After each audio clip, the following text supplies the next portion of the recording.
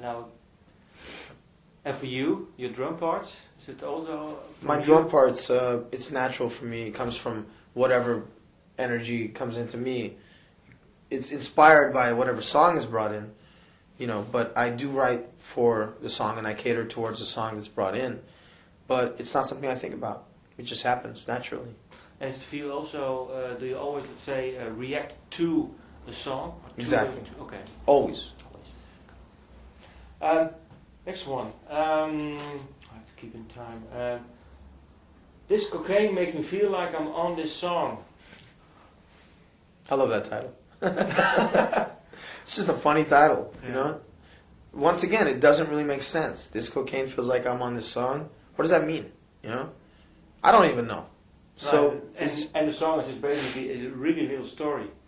every song's a little story. Or No, a collection. this one I think is also, let's say, within the lines. It's only 1 or 2 verses, Mhm. and that's it.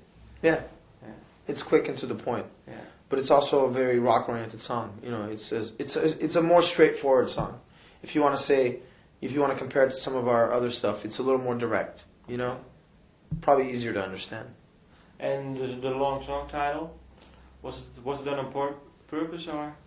I think it was originally just called Cocaine, Mm-hmm. but then Eric Clapton has a song called Cocaine, and then it had a couple of different titles. You know, all these songs, all the titles were changed a couple of times. Very few of them, you know, like it started song number 1, song number 2, song number 3. You know, when we were first writing them in the studio, and eventually we had to give it names. But there's a song called Question, because we didn't know what the hell to call it, so we said Question.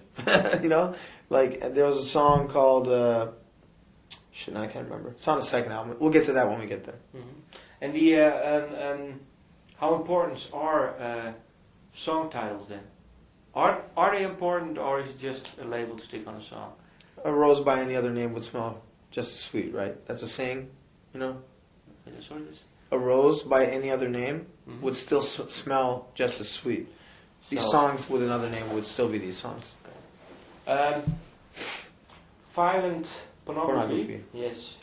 I had one question. There was some of that on the TV this morning I was watching. Yeah? Pay-per-view. Violent pornography. Okay. Very violent. Oh, you mean real? Violent. Literally. Yeah. I have one question. What is Nabisco? Nabisco is a company. Company. They make like crackers, chips, that kind of stuff. Never heard of Nabisco? You don't have it out here? No. Really? You have. Okay. Yeah, you have? Oh, sorry. He's a better consumer than you are. I don't need it. Yeah, I was thinking. For me, it's about the wrong sexual moral and the role of TV in it. See, it could be. Could be. And for you? For me, it's many things. Many things. None of which I'll tell you. Okay. You guys are always trying to get us to admit something, you know, like... No, I don't know. I was just wondering, okay, what is then for you? Name one thing for this song that pops into your mind. Something happening in the studio or... For violent pornography? Or maybe something... I remember we were doing one take, it was really good, and then my snare fucked up and it hit the mic and it just ruined the whole thing. And I was like, shit, you know, are we going to get another one as good as that one? While we were recording the first album with War, we were having a tough time with it, man. The feeling wasn't right, or it was too fast, or this, that. And we had like one perfect take that was happening, you know? And I was like, everybody was into it, and then Darren's guitar string broke. And I was like, porco dio, now we gotta start over, you know? Yeah. And it's just, stuff like that happens. Of course you get it again anyway, but... And how many takes normally do you record a song? Depends on the song. Song like Trust in Hollywood, Mm-hmm. it was a second take. Toxicity was second take. Sugar was the first take. Let's see. BYOB, maybe 13th take, something like that. So we're not that many as, let's say, 40, 50 or something? There's some. Some, okay. But, I mean, at that point you're really killing it. If you don't have it by then, you know. The Toxicity album, I did 33 songs in 6 days. This one took me a month and a half. Okay. But we were also doing 2 albums, you know. Yeah. And we also did a lot of pre-production while we were recording, which in Toxicity we'd already done pre-production. We just went in and recorded. So it was a little bit different. You know, this album we approached it differently. And why? Because this album needed to be approached differently. and because we ran out of time. You know, we really felt like it was time to get in the studio because we kept writing. We could still be writing. We could have 100 songs by now, you know? Eventually you have to say, okay, time to go record. Yeah, because I heard you already have some like 30 some new songs even after. Well, Darren says he wrote already like 30 songs, which is very possible because he's always writing, you know? He's probably writing right now. But we really got to concentrate on touring for the next 2 years. Okay, and the question, what do you think of all the questions in interviews? They're fine.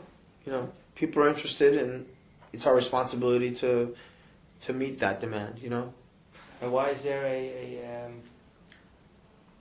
sorry, how do you call it? The question is with the dot. It's just a way of saying it. Now, normally it's question, it says question mark. But now it's with a dot. It says... Well, it depends on how you say it, isn't it? Okay, yeah. You can say question or question. Question, yes. And I think this is the ghost of the grand. Okay, we still have to do 3 more songs. Sad Statue. Sad Statue was one of the more difficult songs for me because I hadn't played that much double bass previously, and I had to do a lot more of it for this album. So it's probably one of the most difficult songs to play. For you. Mm-hmm. And do you... Yes? Yeah, yes. Okay. Then we have the last 2 songs. They're all about Hollywood. How come? Darren went to a baseball game. Yeah. And he was playing in the game. You know, it was like a celebrity thing. With Tony Danza. With Tony Danza and other people. And it was just his experience there, you know. That's one of the only songs that I could say it really represents one personal experience. Yeah, because there is a vocoder used on it to alter the voice. Mm-hmm. Was it weird to do it for you? Or weird or something new? No, it was cool. Yeah, because it has a... We use a lot of things on this album that we haven't really necessarily done before. But it's all because it enhances this album and it was necessary. You know, we haven't done it in the past because it wasn't necessary. You didn't need a vocoder in Toxicity in the way that you do now, you know. But it all has, in my opinion, enhanced the music. Okay, and then the last one... Now, as far as Trust in Hollywood, to me, it's a simple story, you know. A lot of people go there to become famous, and they might have a path in their mind, and, you know, it could eat you up. You go this way and that way instead of going straight. Before you know it, you're part of the fodder. There's also, let's say, a real ballad song.